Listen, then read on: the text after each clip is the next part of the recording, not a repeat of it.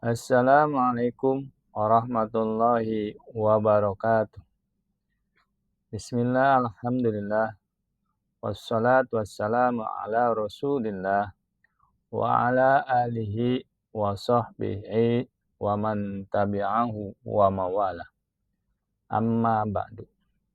Puji dan syukur mari kita panjatkan kehadirat Allah Subhanahu wa ta'ala.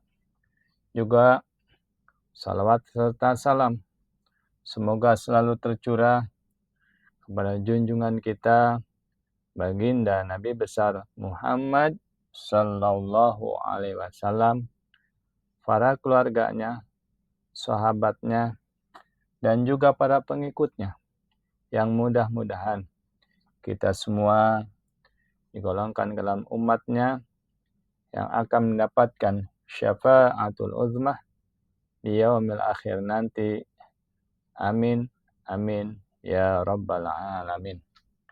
Pada kesempatan ini, saya akan menyampaikan sebagian daripada peristiwa Isra dan Mi'rajnya baginda Nabi besar Muhammad sallallahu alaihi wasallam dari Masjidil Haram ke Masjidil Aqsa, lalu naik ke Sidratil Muntaha, yang diambil dari kitab Arab Melayu Az-Zahrul Basim fi Adwari Abil Qasim, karangan Sayyid Utsman bin Abdullah bin Aqil bin Yahya afallahu an.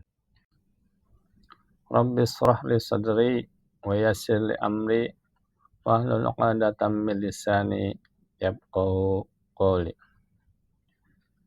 Peristiwa Isra Mi'raj terjadi pada waktu Rasulullah sallallahu alaihi wasallam berusia 52 tahun, yaitu 1 tahun sebelum Rasulullah sallallahu alaihi wasallam hijrah ke kota Madinah.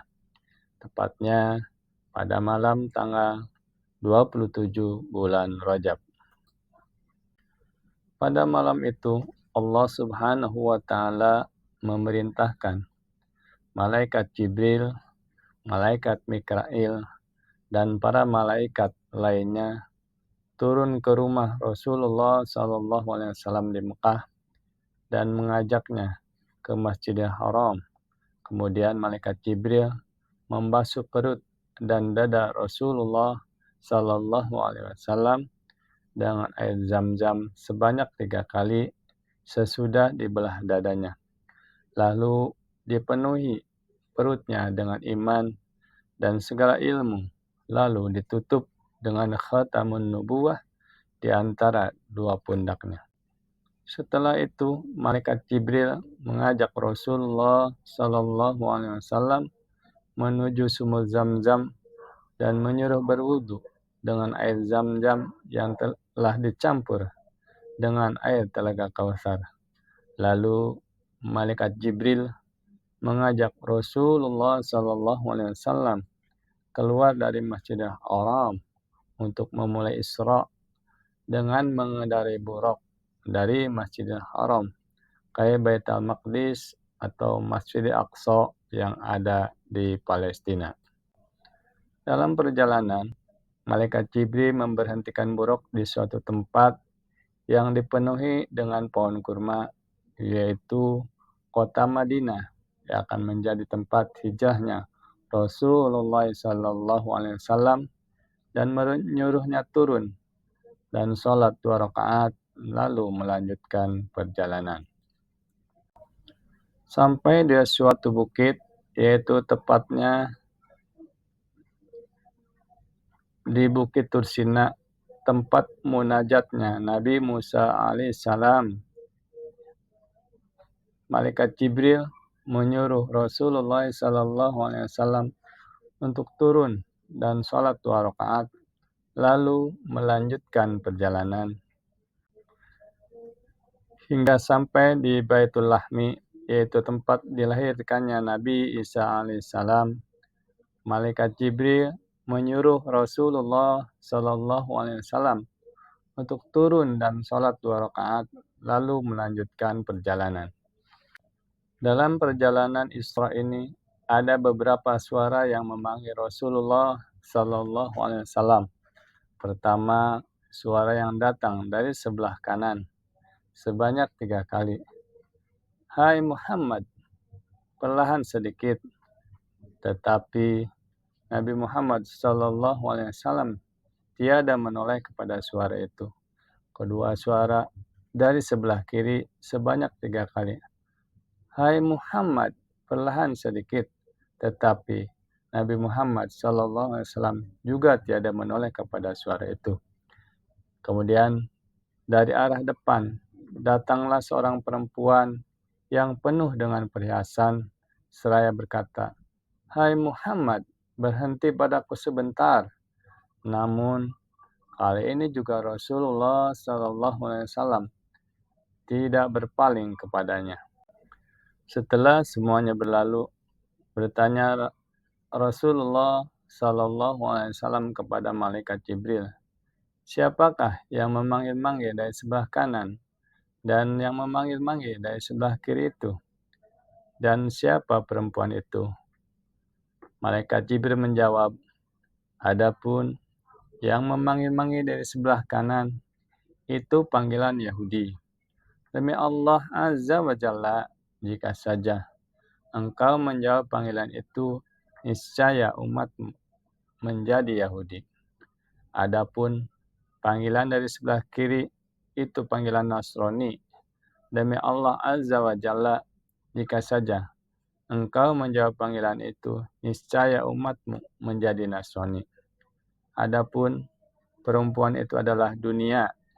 Jika saja panggilan itu engkau terima, niscaya umatmu lebih memilih dunia daripada akhirat. Setelah itu, datanglah 2 malaikat kepada Rasulullah Sallallahu Alaihi Wasallam dengan membawa 2 piala atau gelas, yang satu berisi susu dan yang satunya lagi berisi arak. Malaikat itu berkata, Hai Muhammad, minumlah olehmu salah satu dari keduanya. Lalu meminum Rasulullah Sallallahu Alaihi Wasallam akan gelas susu dan menolak meminum arak.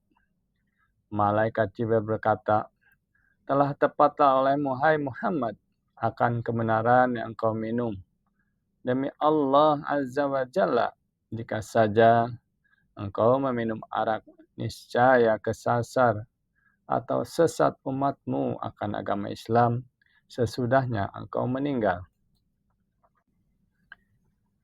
Sampailah di Baitul Maqdis, maka disambut oleh beberapa malaikat yang turun dari langit, memberi salam kepada Rasulullah Sallallahu Alaihi Wasallam dengan beberapa pujian. Malaikat Jibril memegang tangan Rasulullah Sallallahu Alaihi Wasallam dan mengajak masuk ke Masjid Aqsa yang diiringi oleh beberapa malaikat. Rasulullah Sallallahu Alaihi Wasallam melihat para anbiya berkumpul di dalam masjid yang sedang melaksanakan sholat. Sebagian ada yang sedang berdiri, sebagian lagi ada yang ruku, dan sebagiannya lagi ada yang sedang bersujud. Lalu Rasulullah Sallallahu Alaihi Wasallam memberi salam kepada para anbiya dan dijawab beserta pujian dan doa. Setelah itu, malaikat Jibril mengajak Rasulullah Sallallahu Alaihi Wasallam menuju batu Sahrah, yaitu batu besar yang ada di tengah masjid Baitul Maqdis yang menjadi kiblatnya para nabi. Di atas batu itu telah tersedia mi'raj ataupun tangga yang dikeluarkan dari surga Firdaus yang terdiri dari 10 tingkat. Mi'raj ataupun tangga itu yang akan memperjalankan Rasulullah SAW ke langit pertama sampai ke mustawa. Sesampainya di langit pertama, setelah mengucapkan salam kepada penjaga pintu langit dan dibukakan pintu langit oleh malaikat, Rasulullah SAW bertemu dengan Nabi Adam alaihissalam, lalu mengucapkan salam kepadanya, lalu naik lagi ke langit kedua. Di langit kedua, Rasulullah Sallallahu Alaihi Wasallam bertemu dengan Nabi Isa ibni Maryam dan Nabi Yahya bin Zakaria. Di langit ketiga, Rasulullah Sallallahu Alaihi Wasallam bertemu dengan Nabi Yusuf alaihissalam. Kemudian di langit keempat, Rasulullah Sallallahu Alaihi Wasallam bertemu kembali dengan Nabi Idris alaihissalam. Kemudian di langit kelima, Rasulullah Sallallahu Alaihi Wasallam bertemu dengan Nabi Harun alaihissalam. Kemudian di langit keenam, Rasulullah Sallallahu Alaihi Wasallam bertemu dengan Nabi Musa alaihissalam.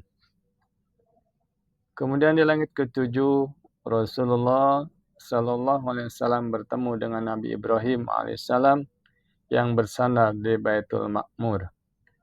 Dari langit ketujuh, lalu naik lagi ke tingkat yang ke-8.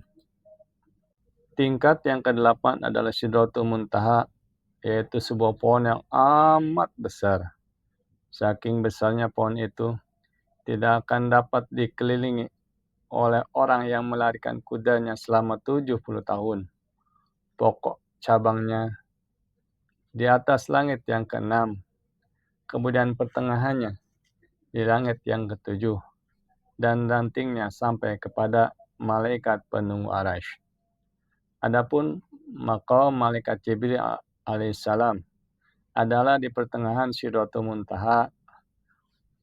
Setelah sampai di Sidratul Muntaha, malaikat Jibril menyuruh Rasulullah Sallallahu Alaihi Wasallam untuk jalan terlebih dahulu dan malaikat Jibril berjalan di belakangnya. Ketika sampai di hijab yang pertama, lalu malaikat penunggu hijab mengangkat Rasulullah Sallallahu Alaihi Wasallam ke tingkat Mi'raj yang ke-9 tanpa ditemani malaikat Jibril. Lalu dinaikkan lagi Rasulullah Sallallahu Alaihi Wasallam oleh malaikat penunggu hijab yang kedua. Kemudian dinaikkan lagi oleh beberapa malaikat penunggu hijab hingga sampailah ke tingkat Mi'raj yang ke-10. Pada tingkat Mi'raj yang ke-10, Rasulullah Sallallahu Alaihi Wasallam dinaikkan lagi oleh malaikat penunggu hijab hingga sampai pada tempat yang dinamakan Mustawa. Mustawa adalah sebuah tempat yang maha luas, bercahaya terang benderang. Di tempat itu Rasulullah Sallallahu Alaihi Wasallam mendengar kolam yang bergerak sendiri di atas Lauhil Mahfuz. Di situ turunlah Rafraful Ahbar, yaitu suatu tempat duduk yang bersinar terang dengan segala cahaya. Lalu mengangkat Rasulullah Sallallahu Alaihi Wasallam sampai ke bawah Arasy. Di tempat itu Rasulullah Sallallahu Alaihi Wasallam menerima perintah sholat 50 waktu dalam sehari semalam. Atas saran Nabi Musa alaihissalam agar meminta keringanan kepada Allah Subhanahu wa taala, maka Rasulullah Sallallahu Alaihi Wasallam bolak-balik menghadap Allah Subhanahu wa taala sebanyak 9 kali. Lalu ditetapkanlah oleh Allah Subhanahu wa taala salat fardu sebanyak 5 waktu dalam sehari semalam. Walaupun Nabi Musa masih menyarankan memohon untuk dikurangi, namun Rasulullah Sallallahu Alaihi Wasallam merasa malu kepada Allah Subhanahu wa taala untuk minta dikurangi lagi, dan memang sudah menjadi ketetapan Allah Subhanahu wa taala bahwa salat dalam sehari semalam sebanyak 5 waktu. Nah, itu saja yang dapat saya sampaikan pada kesempatan ini daripada sebagian peristiwa Isra dan Mi'rajnya baginda Nabi besar Muhammad sallallahu alaihi wasallam.